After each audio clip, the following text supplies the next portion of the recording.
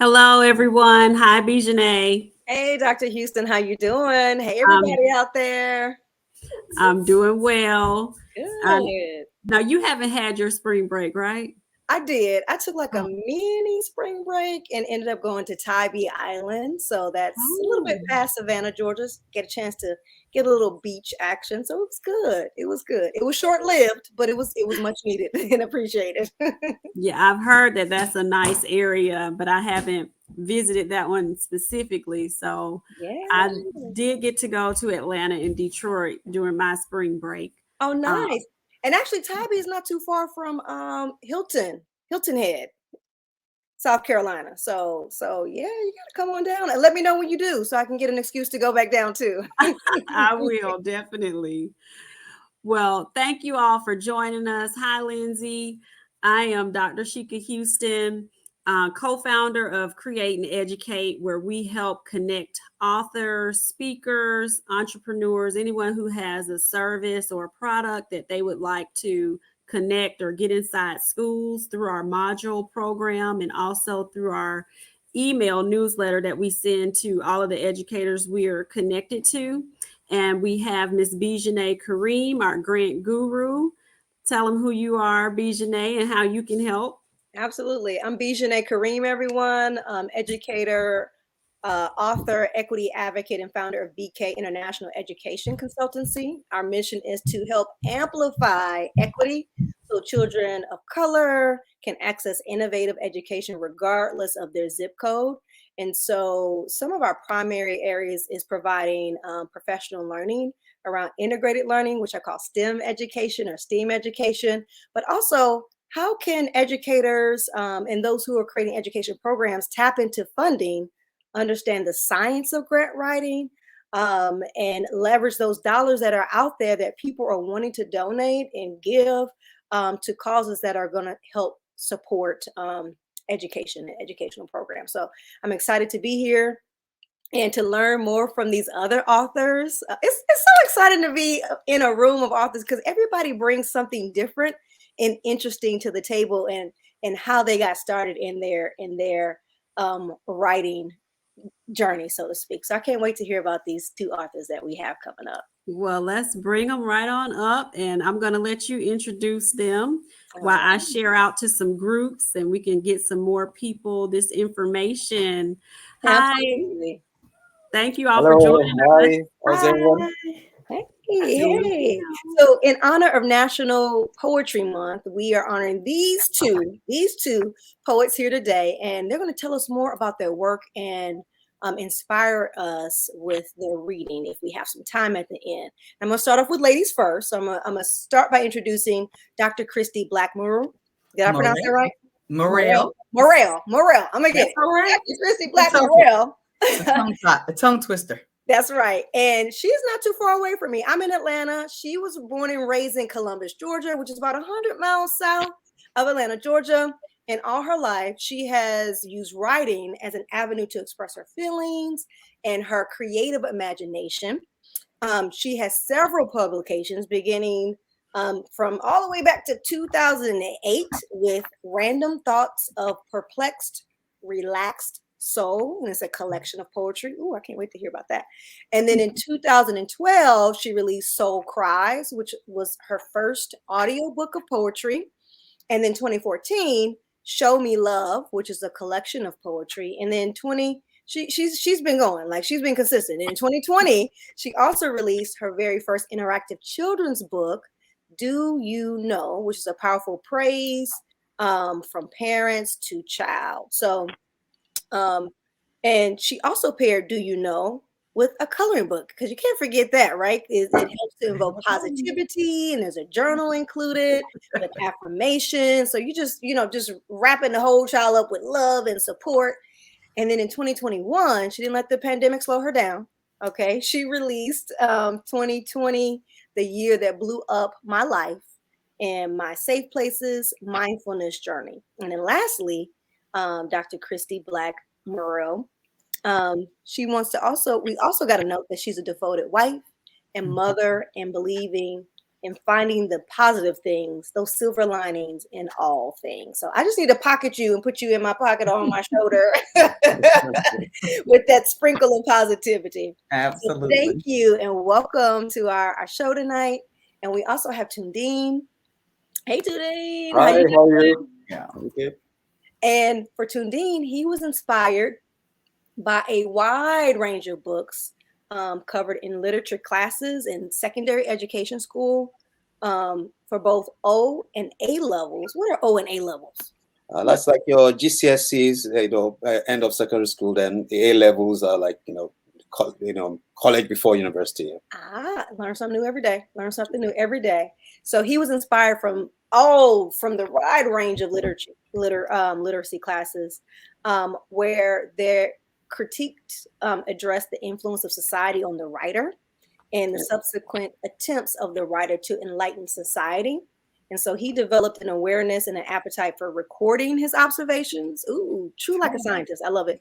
His postulations as fledgling social commentary. And so writing became an avenue for him to both crusade against things that felt wrong, as well as to exalt virtues of things that were impressive and evolving in his mind. So those are a little bit about our two featured authors tonight. So we're going to dig in a little bit deeper. So welcome. Thank you. To have you. Thank you. Glad to be here. Yes, thank you. And both of your bios are definitely so interesting and things that we definitely could use in schools.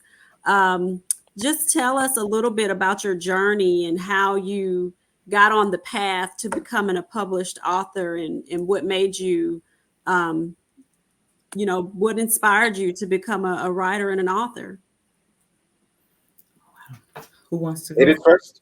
Ladies first. All right. Yeah. Well, I would say my journey as a writer has kind of, you know how people say oftentimes we don't choose our path chooses us. I've been writing as a means to just walk through life. Like it was my healing as a teenager, which turned into it was a pastime that turned habit, that turned healthy, that turned into healing. So I started out just writing just because, and then it turned into lots of poetry of all of my different feelings, which became my very first book. That's why it's Random Thoughts of a Perplexed, Relaxed Soul. And it's exactly that. The whole book goes between two different emotions, like joy and pain, how they contradict each other, but they kind of all blend together to make us who we are, pretty much. It's and it just continued. Like I love spoken word. And then I became a mom. And when I became a mom, I knew that there was such a need. As a school counselor, I see kids all day, every day, but I knew the need for books that reflected images of our little brown and black children. So why not write them? If you don't see those books you want in a library, you don't see those books in the stores, you write them. And so that's exactly what I took that mantra and went and ran with it. And here I am 6 children's books later, and still writing. So that's me in a nutshell. And that's what got me going. That's what keeps me going.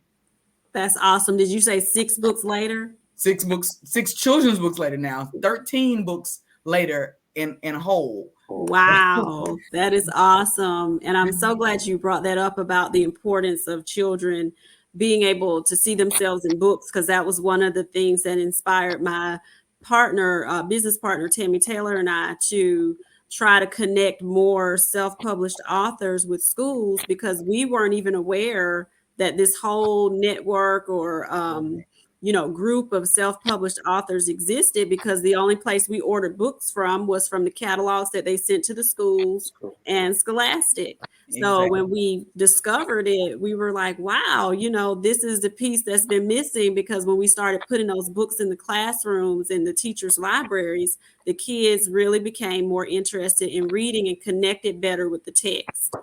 Absolutely. I see it every day. Definitely. Dean, what about you? Well, like you rightly, like Bijani said earlier on, I read a lot of I did a lot of reading in school. Like for my O levels, which was end of secondary school, I actually did my curriculum like twice because I did exams back to back. So it was a whole load of literature, and same for the A levels. And all along, the schooling was that you don't just read; you read to enlighten yourself. You read to engage with society. So you are actually being taught to be a critic, and that's how I got into writing. I could be riding along in a bus, driving in a car, attending a party, any event, and I'll just have, from what I see, what I'm observing, I would have lines running through my mind.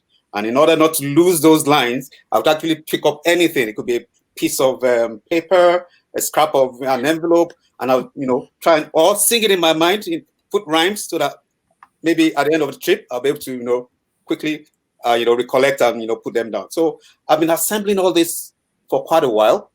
I shared it with a few people. They said they liked it. Oh, this is nice. Why don't you share it some more? So this has gone on for over 20 years. And I only first published when I was 50. I did a commemorative booklet to celebrate, which I presented to the guests at my 50th and my wife's 40th, and that was for charity. And so it's like it was a commemorative edition. And ever since then, again, I've shared my work on Instagram, on Facebook, and again, I was encouraged that, look, what are you doing? Where are your books? Right. So definitely, I then broke my all the collections into themes, because I thought, look, it won't be fair to put everything in one book and get people to force on people things they might not be interested in. So like I have political themes, romantic themes, everyday themes, gender themes. So I've separated them, and I have a whole collection, and it's like 4 coming out at the same time. 2 are out. There's 2 to come. In short, just on the back of those as well. And I'm sure there's one coming out that you're all going to like, and that's called Feminine Glow. It just it's feminine glow. It just glows, in her soul. And I'm sure each and every one of you would, should grab a copy of that. So it's like an ode to womanhood, to feminism. Yeah. A he. If you don't mind, it's a he for she, but I got your backs, yeah.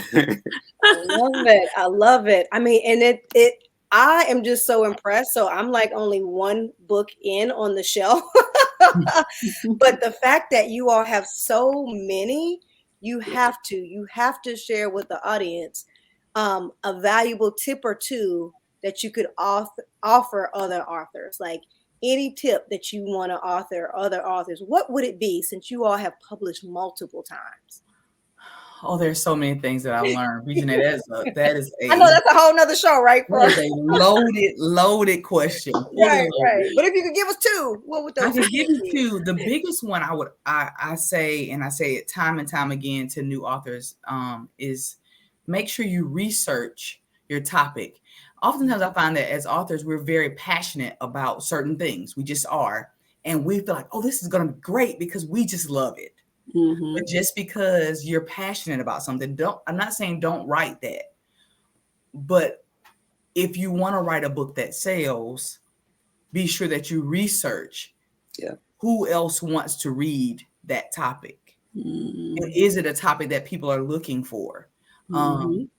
Are you feeling a need? Basically, that's what you want. You want to feel a need out there. You don't want to just write a book because people say, I wrote a book and it's great, but nobody's buying it. They're not buying it because it didn't feel a need. Mm-hmm. There's a million books like that. So you want to make sure you're feeling a need. That's a big one. Make sure these are lessons I've learned. So that's I'm sharing the lessons that I've learned. If you're writing a children's book specifically, be sure that your illustrator has a contract. Do Mhm. not just, because we get so excited and we see them draw one thing. We're like, oh, this is it. It's great. I found the person. Mm-mm-mm. Don't hold back on paying for a good test illustration. Don't hold back. Okay. If someone offers you a test illustration for $5, just know you get what you pay for.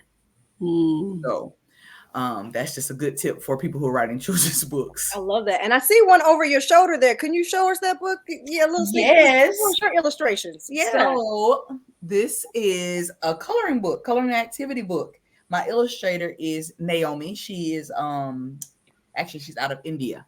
But this is these are my two little, I've always like I said, I like my little brown boys and brown girls on the cover. But this one goes along with Do You Know? So this little family unit we got going on here. But yeah, so again, you keep the same illustrator for those books. You want all those people to look the same somewhat. Great tip. Thank you. Definitely. Yes, your book essentially can be a business, right? And so you have to start. All businesses should start from a need. What need are you addressing out, as they say in business, like out in the marketplace or in for readers, so that it can be marketable. Right. So great point. And just to add on to what you're saying, Bijane, one thing that we do with our Conducting Business with Schools modules, where we show authors how to connect with schools, we show you how to figure out what problems you're solving with schools. Because if you're not solving problems in the school, the administrators or whoever is over that pot of money is not going to be willing to invest it that way. So we show you how to connect to the problems that need to be solved in schools in order to make sure that your book is a resource there. So I'm glad you brought that very good point up. And that's a great point, because the same thing for grant writing. So you all are authors here, educators as well. It's the same thing when you write a grant application. You're starting from what is the need? What are you addressing that you need funding for? Why as an organization, right? Should I give you money? Right. What is it that you plan to do with it? And how do you know that that is a need? So it's the same fundamental across all threads, getting your books into school. Please take Tammy and Sheikah's course, because they are the Da Vinci Code whisperers. They will give you all the tips. And then you could also take our course as well as a follow-up, so that you can get those books covered and paid for, so that you can work with schools easily, because that is also sometimes a pain point for Will. Sometimes if you come like, hey, we have these books, they've already been funded, it's easier to get in the front door and in front of all the school administrators. Yeah, and all the kids that you want to get the books in their hands. All the kids that it will serve, and teachers as well. And Dean, how about you? Same for you. Two tips. Yeah, like Dr. Christie said, I totally agree with her. There's no point writing without producing content that people want to engage with. So looking around you, what are the issues of the day? Like I tend to take themes that border on everyday affairs. So you look at things like bullying in school. That's a topic that it's something we deal with every day. You look at disenfranchisement of women. That's another topic. Even in like things like religion, we all say my way is the right way, so we're intolerant of each other. But why is there war in the world today? Why is there no peace? Why are we not having conversations? So I try to not dwell, but write on top of things that people want to engage with, that can educate and promote more understanding in society. And then you find out that yes, people are quite interested in signing on to that. So you can see like the first one I did was it's called Light and Resonance. I don't know if you can see that. So that has to do with different religious perspectives and how we can actually come together as a society, not discriminating against each other. I have Short Circuit. It's the politics of living on a daily basis. Everybody, it's politics. How do we interact with each other and what have you? And again, like I said, this was my first publication. It was a private publication. It had limited an audience for a party, and did limited distribution. And I just made sure that all the proceeds of that went to charity. So now it's all about making books that are both meaningful and profitable at the same time. And one tip I would also give is like share your work. If you have an upcoming writer, you might think is your work good enough. Share it with your close friends and family. Share it on the social media. Get feedback. Join groups. There are writing groups out there for new authors, budding authors. Get some inspiration, and you develop the confidence to say, look, I do have something to tell the world. I have something that the world wants to hear, and then you should go ahead and go for it. And don't wait for the big publishing houses. You can do it yourself. Yeah. Go for it. Go for it. Yeah. Well, thank you all. Those are definitely awesome tips and things that I know will be helpful. Tammy and I are also in the process of writing our series. Well, we actually have it written, but we're getting our illustrator to illustrate our 5-book children's series, the Awakening series. So we're excited about that. So your tip about the contract, thank you. That is definitely very helpful. And when you all get ready to read your excerpts, and I want to make sure Bijane, if she wants to share any more about the modules or the courses, and then we'll get into you all sharing an excerpt out of whichever publication that you would like to share from. And if you have a poem or something that you would like to read, we would love to hear it.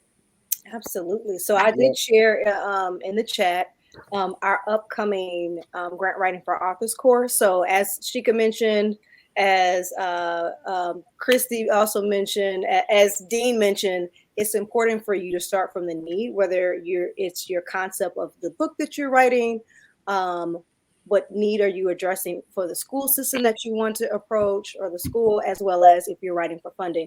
And so in the grant writing for authors course, we unpack that. We show authors where they can go and find grants. As well as we have our own resource on Amazon, self-published. It sounds like amongst this group, that's the way to go, right? Indie Authors Unite. Unite. On Amazon, called 12 Quick Steps to Writing Winning Classroom Grants. And then we also have self-paced course as well. And with all those courses, you can also get continuing education units for your time for taking those particular courses. And what I would recommend for you two, because it sounds like you all have different target audience ranges. So everything from, like you said, the coloring book, which what I call are the littles, all the way to this more current events, to thinking about society, unpacking the critical analysis. So a range from all the way from elementary, it seems, to high school. You all possibly could go after grants to help fund and support you working and collaborating with either a school or even a district within itself. And it would be a great way to segue into where you could do an author visit, where you could do a reading of excerpt if you would like with the school. And once that happens, it's great because other schools will hear about it, other districts, they tend to talk amongst each other. And it's a great segue to, again, to expand your reach as well as your readership and your bottom line and your sales as well. That doesn't hurt. It doesn't hurt. It doesn't hurt as well, right? And so that's definitely coming up, and I'm excited. I think our next class is May, actually the 7th is coming up. So we're excited to have you. Hope you all sign up and join to unpack that piece and getting those books out there without you having to donate them for free. Because there's a cost. You got to print them, you got to ship them, and all those things, right? You have to pay your illustrator, and you need to pay yourself as authors, right? That's right. Shika, did you want to share anything else about the courses that you all have? And then I'm excited to hear these called little appetizer excerpts from your book, so we can share with the audience tonight. I just placed in the comments where you could purchase from. So if you are interested in purchasing, that information is in the comments. But I'm excited to hear the excerpts as well. And I'm putting you all's connecting information in the comments as well, where people can connect with you and purchase your books. Excellent. All right. So, Dr. Christy, we started with you first. Let's switch it up.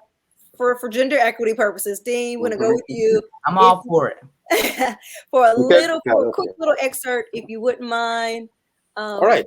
Reading Yeah. us a little something. Yeah. So this is has to do with identity, and it's called Our Own Dear Native Cup. Okay. So why make a cup when there it is provided by bounty, also natural?